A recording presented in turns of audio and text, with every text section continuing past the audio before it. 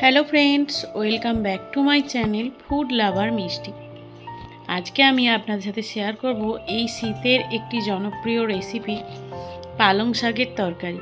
এবং জনপ্রিয় শাক, তাই না?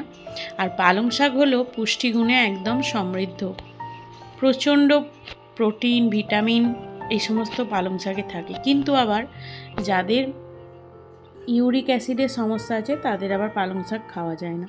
পালং শাক অনেকেরই খাওয়া যায় না, কিন্তু পুষ্টিগুণে সমৃদ্ধ হলো পালং শাক। চলুন কি কি সবজি দিয়েছি দেখে নিন। কচু, বেগুন, মূলো, শিম, আলু। গ্যাসে কড়াই বসিয়ে দিয়েছি, দিয়ে দিলাম সর্ষের তেল অল্প করে। শাকের তরকারিতে তেলটা একটু বেশিই লাগে, তাই আরও একটুখানি তেল দিয়ে দিলাম।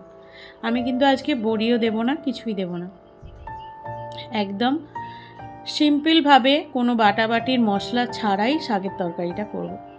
আর সত্যি বলছি, এতটাই টেস্ট হয়েছিল, মানে যদি আপনারা বাড়িতে বানিয়ে দেখেন তাহলেই বলবেন।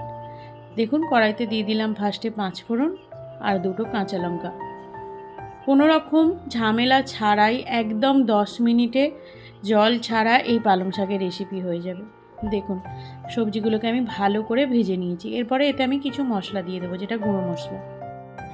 চলুন কিছু মশলা দিয়ে দিই, যেগুলো হলো হলুদ গুঁড়ো অল্প পরিমাণে দিলাম, কারণ শাকে বেশি হলুদ গুঁড়ো লাগে না। দিলাম হচ্ছে ধনে গুঁড়ো,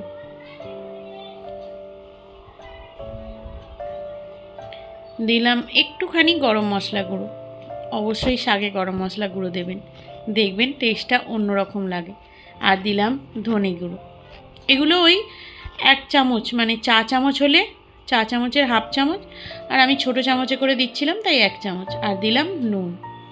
তো এবার এগুলো সমস্ত দিয়ে ভালো করে মিশিয়ে নেব। আমি কিন্তু একটুও জল দেব না, জল ছাড়াই তরকারিটা করব। আর শাকের তরকারি বেশিরভাগ সময় জল ছাড়া করে দেখবেন অসাধারণ টেস্ট হয়, খুব সুন্দর টেস্ট হয়। তো দেখুন, আমি ভালো করে মিশিয়ে নিয়েছি। এবার শাকটাকে খুব ভালো করে ধুয়ে নিয়ে ওর মধ্যে দিয়ে দিচ্ছি। জল সমেতই শাকটা দিয়ে দেবেন, তাহলে দেখবেন ওই জলেই তরকারি রান্না হয়ে যাবে, আর কিন্তু কিচ্ছু লাগবে না। আর শাকটাকে আমি একদম কুচো কুচো করে কেটেছি, ওই কাঁচি দিয়ে কেটেছি, তো তাই জন্যই বেশ সুন্দর কুচো কুচো হয়েছে। শাক বটিতে কাটার থেকে কাঁচি দিয়ে কাটবেন, শাক কাটা খুব সুন্দর হয়।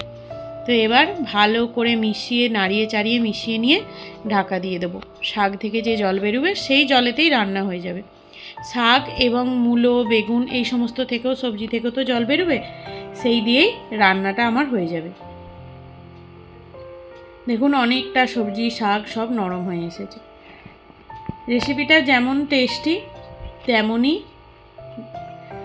হেলদিও।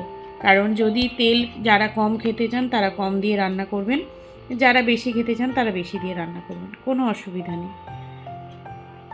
দেখুন, চাপা দিয়ে দিয়েছিলাম, দেখতে পাচ্ছেন চারিদিক দিয়ে অনেকটাই জল ছেড়ে এসেছে। এই চাপা দিয়ে আর খুলে একটু হালকা হালকা খুন্তি দিয়ে নাড়িয়ে দিলেই তরকারি রেডি হয়ে যাবে। কোনো জল দেওয়ার প্রয়োজনই নেই। আপনারা দেখতেই পাচ্ছেন যে আমি কোনো জল দিইনি এতে।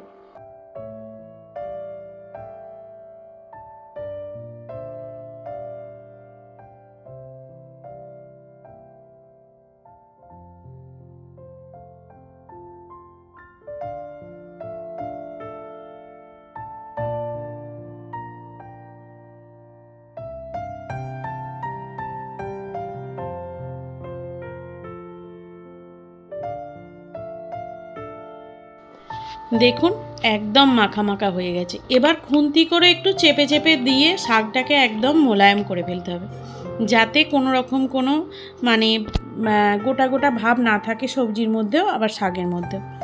দিয়ে দিলাম চিনি। চিনিটা শাকের তরকারিতে একটু বেশিই লাগে, বেশ মিষ্টি মিষ্টি শাকের তরকারি হলে খুব ভালোই লাগে, তাই আমি একটু বেশিই দিলাম। 1.5 চামচ মতো ওই ছোটো চামচটা চিনি দিলাম। আর দেখুন শাকের তরকারিটা কতটা লোভনীয় হয়েছে না? একদম জল ছাড়া তৈরি হয়ে গেল পালং শাকের রেসিপি। কেমন লাগলো আপনাদের অবশ্যই কমেন্ট করে জানাবেন, বাড়িতে অবশ্যই ট্রাই করবেন। এই দেখুন, সার্ভ করে নিয়েছি। চলুন তাহলে আজকের এই রেসিপিটা ভিডিও এখানেই শেষ করলাম। দেখা হচ্ছে নতুন রেসিপি নিয়ে। তবে আজ আসি, দেখা হচ্ছে নতুন রেসিপি ভিডিও নিয়ে।